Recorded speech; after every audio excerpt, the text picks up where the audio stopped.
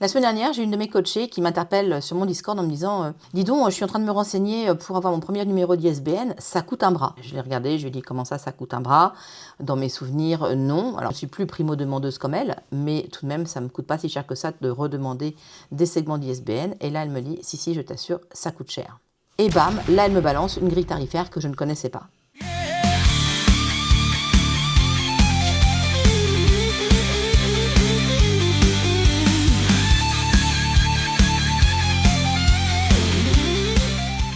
J'avoue, j'ai un peu halluciné à mon tour, et puis après, je me suis interrogée. Qu'est-ce que veut dire cette hausse de prix drastique du numéro ISBN? Est-ce que c'est une stratégie de la FNIL pour éliminer tous les auteurs amateurs? Est-ce que c'est une réponse économique à des problématiques rencontrées en amont? Est-ce que l'intelligence artificielle ne serait pas aussi un élément de réponse? Et finalement, est-ce qu'on n'assiste pas à la fin d'une époque qui serait celle de l'auto-édition facile? Je vous propose qu'on regarde toutes ces questions dès maintenant. Bonjour à tous, je suis Karine Carville, auteure indépendant et coach en écriture. Et dans cette vidéo, on va parler d'un petit numéro qui peut bien vous coûter cher. Je vais vous expliquer à quoi il sert. Je vais tenter de vous expliquer, à mon sens, pourquoi il est devenu payant. Ou tout du moins, pourquoi est-ce qu'il coûte plus cher qu'avant. Et puis on s'interrogera sur qu'est-ce que ça dit sur le métier d'auteur. Restez bien jusqu'à la fin pour bien comprendre tout ce qu'implique la publication d'un livre. Mais d'abord, qu'est-ce que c'est que ce numéro ISBN? Le numéro d'ISBN, c'est le numéro d'identification de votre livre. Littéralement, ça veut dire International Standard Book Number. Adrien, tu me diras si je l'ai bien prononcé. Il faut savoir que c'est un code unique composé de 13 chiffres depuis 2007 et qui identifie un ouvrage unique dans une collection précise chez un éditeur donné. Ce numéro, il est destiné à tous les livres qui sont mis à la vente. Du coup, rassurez-vous, si Mamie Yvette écrit ses mémoires pour les distribuer autour d'elle, à ses amis et à sa famille, pas de panique, pas besoin de lui prendre un numéro d'ISBN. Et pour le petit fun fact, si le numéro d'ISBN a 13 chiffres, c'est tout simplement pour être transformé en code barre. Mais d'où ça vient ce numéro d'ISBN? En 1967, au Royaume-Uni, c'est Gordon Foster qui invente le SBN dans l'idée de pouvoir répertorier plus facilement tous les livres et organiser un petit peu mieux les bibliothèques, les librairies, etc. Et oui, vous avez bien entendu, chaque format différent d'un livre a un numéro d'ISBN qui lui est propre. Je vous laisse juste essayer d'imaginer le nombre de numéros d'ISBN qu'il a fallu pour toute la série Harry Potter dans tous les formats qui existent, avec les rééditions, etc. C'est assez hallucinant. Il faudra attendre 1970 pour que l'ISO standardise en fait ce numéro d'ISBN. L'ISO, c'est un référentiel international avec une équipe d'experts et qui propose en fait des solutions, on va dire, mondiales sur des sujets donnés. Ce sont des normes en fait. Et donc l'ISBN devient la norme internationale du livre. Aujourd'hui, l'ISBN est géré par chaque pays, même si effectivement on a l'ISO dessus qui garantit une cohérence entre tous les pays. Et donc cela permet d'identifier clairement chaque livre dans le monde entier en disant quel est son titre, son format, son éditeur, sa langue et son support. En France, c'est l'AFNIL, donc l'Agence francophone pour la numérotation internationale du livre, qui s'occupe de délivrer ces numéros d'ISBN aux personnes qui en font la demande. Ces personnes, généralement, ce sont des éditeurs, mais aussi aujourd'hui des auteurs indépendants ou des amateurs en auto-édition. Pour info, l'AFNIL dépend du Syndicat national du livre. Alors, pourquoi prendre un numéro d'ISBN? Parce qu'à la limite, on pourrait se dire, on s'en fiche un petit peu, et puis moi, je vois mon livre comme ça. Eh bien non, parce que sans numéro d'ISBN, votre livre n'est pas référencé dans les bases de données, du genre Dilicom, Electre, et du coup, vous ne pouvez pas en vendre dans les librairies, vous ne pouvez pas non plus en placer dans les bibliothèques, bref, ça restreint énormément votre champ d'action. Alors, j'ai pas mal d'auteurs aussi qui viennent me voir en me disant, moi, je publie un e-book, donc du coup, j'ai pas besoin de numéro d'ISBN, et techniquement, c'est faux. En fait, le problème, c'est que quand on publie des e-books aujourd'hui, c'est généralement sur la plateforme KDP, qui est la plateforme Amazon pour les liseuses Kindle. Et sur cette plateforme KDP, Amazon nous propose soit de mettre notre ISBN, soit il nous dit un truc du genre « t'inquiète, je m'en charge ». En réalité, ce n'est pas un ISBN qu'Amazon met sur notre livre quand il se charge de le référencer, c'est un numéro ASIN qui est un numéro qui est interne à Amazon et qui permet de référencer votre e-book au milieu des millions d'e-books qui sont aussi publiés sur la plateforme. C'est pour ça que c'est toujours mieux de donner un véritable numéro d'ISBN même à vos livres numériques parce que du coup, l'ISBN, c'est ce qui vous assure tout simplement d'être bien référencé partout. Mais revenons à nos moutons. Combien ça coûte un ISBN? Eh oui, spoiler, ça coûte de l'argent, et même pas mal d'argent aujourd'hui. Pendant longtemps, l'AFNIL a proposé les numéros ISBN aux auteurs édités pour quelques euros. Du moins, c'est le souvenir que moi, j'en ai eu en 2010.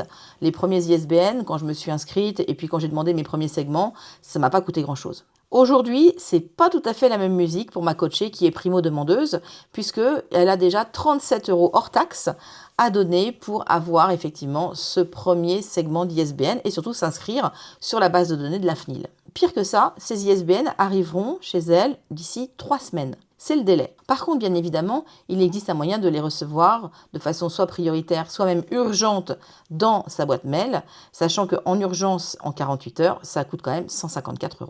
Quand on veut des segments supplémentaires, c'est un petit peu moins cher parce qu'on est déjà inscrit à la FNIL. À titre de comparaison, en 2024, j'ai eu besoin de numéros d'ISBN en urgence parce que je m'y étais pris un peu au dernier moment, j'avais une sortie la semaine d'après et j'avais oublié de recommander les numéros d'ISBN. J'avoue que quand ils m'ont présenté une facture de 30 € pour un clic, parce que soyons clairs, ces numéros sont générés par un algorithme, hein, voilà, c'est un ordinateur qui génère les numéros, il n'y a pas vraiment d'être humain derrière. Il y en a quelques-uns à la FNIL, bien évidemment, mais ce ne sont pas eux qui vont aller chercher dans une table les numéros qu'ils vont vous donner. Tout est informatisé, tout est en numérique, donc c'est un clic que vous faites et ça arrive automatiquement. Donc déjà, vous faire payer beaucoup plus cher pour arriver plus vite, ça peut clairement se discuter sur une solution comme ça. Mais bon, je grince un peu les dents, je paye mes 30 € et je me tape sur les doigts en me disant « ça t'apprendra, la prochaine fois, vérifie bien tes numéros d'ISBN ». Et bien aujourd'hui en 2026, ce n'est plus 30 € qui est demandé, c'est 70. Je vais vous mettre la grille tarifaire, vous allez voir ce que j'ai eu sous les yeux. Alors je poserai bien la question pourquoi c'est devenu payant, mais je vais surtout me poser la question de pourquoi ça devient aussi cher. Parce qu'au fond, un service, qu'il soit payant de quelques euros, ça ne me pose pas de problème. Quand de temps à autre, en tant que professionnel, j'ai besoin d'un extrait de cabis, je le demande, ça me coûte quelques euros. Bon, ok, il faut bien que la machine fonctionne, ça marche. Mais là, je trouve que les tarifs sont vraiment très chers et moi, ça me questionne. La première chose que je me dis, bien sûr, c'est que la FNIL, c'est une agence, c'est une structure. Comme toute structure, elle a des frais. Moi, j'imagine que elle loue des serveurs pour réussir à avoir tous ces numéros d'ISBN, les inscriptions de profil, etc. Elle a forcément quelqu'un qui maintient son site correctement en ligne et qui fait les mises à jour. Elle a dû certainement employer au départ des personnes pour créer l'algorithme, etc.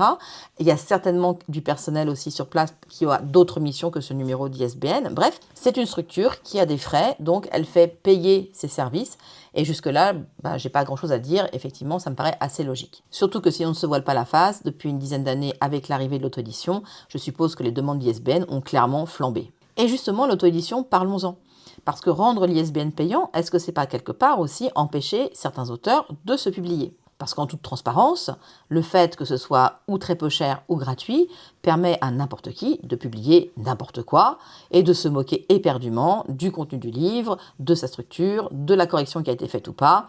Bref, c'est très très facile aujourd'hui en France, en quelques clics, de publier son livre, même si c'est une grosse bouse. Et moi, je fais quand même une différence entre les personnes qui ont envie de publier un livre, de le vendre auprès de lecteurs et qui, à mon avis, par respect pour le lecteur, doivent faire un vrai travail sur ce livre-là, des autres personnes qui ont envie un jour de tenir entre les mains leur livre, cette histoire qu'ils ont eu envie d'écrire toute leur vie, mais sans pour autant le distribuer ailleurs que la famille et les amis. Et dans ce cas-là, on va dire que si le livre n'est pas terrible, c'est pas bien grave parce que le projet n'était pas là. Le projet n'était pas de créer un best-seller. Le projet était de partager quelque chose d'important, quelque chose d'intime avec ses proches. Du coup, quand on veut vendre son livre, on est obligé d'apposer un ISBN dessus et quelque part, c'est un petit peu l'illusion de la légitimité. Comme c'est une obligation légale, le fait d'avoir un numéro d'ISBN sur son livre, même si c'est un livre qui est très mauvais et qui n'a pas du tout été travaillé après l'écriture, eh bien ça légitimise un petit peu tout de même, ça lui donne en tout cas une existence légale. Donc finalement, avec le numéro d'ISBN qui devient plus cher aujourd'hui, est-ce que ça ne devient pas un filtre pour l'auto-édition amateur ? Pour moi, c'est un petit peu la preuve que l'auto-édition facile, à la va comme je te pousse, est en train de mourir. Je pense, on va dire j'espère, que l'on rentre dans l'ère de l'auteur indépendant et donc professionnel.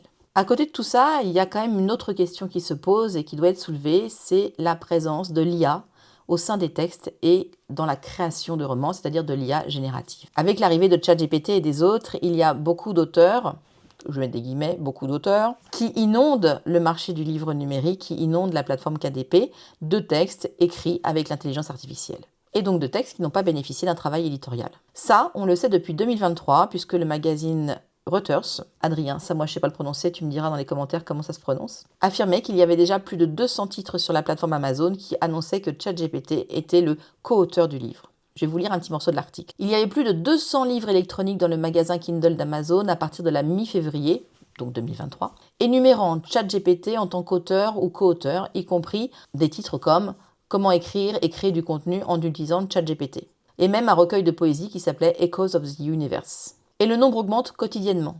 Il y a même un nouveau sous-genre sur Amazon qui s'appelle « Livres sur l'utilisation de ChatGPT » et qui sont entièrement écrits par ChatGPT. Mais en raison de la nature de ChatGPT et de l'incapacité de nombreux auteurs à divulguer qu'ils l'ont utilisé, il est presque impossible d'obtenir une comptabilité complète du nombre de livres électroniques qui peuvent être écrits par l'IA. Moi, je pense qu'en 2023, dire que 200 livres étaient écrits par l'IA, on est très largement en dessous déjà. Et en 2025-2026, j'ose à peine imaginer ce que ça donne. Du coup, l'ISBN payant peut être aussi une barrière symbolique. Les personnes qui utilisent massivement l'intelligence artificielle générative pour écrire des textes, ils écrivent beaucoup de textes, ils font beaucoup de livres parce que c'est le nombre de livres qui vont permettre d'avoir quelques revenus. Vous imaginez bien que ce sont des gens qui ne vont pas s'amuser à faire de la publicité sur les réseaux en disant « Oui, j'ai écrit un livre avec ChatGPT ». Ils vont se faire lyncher. Ce sont des gens qui ne feront pas non plus de pub payante. Ce sont des gens qui n'ont pas non plus misé dans les couvertures. Ils l'ont certainement fait avec ChatGPT, donc pas de frais de graphiste.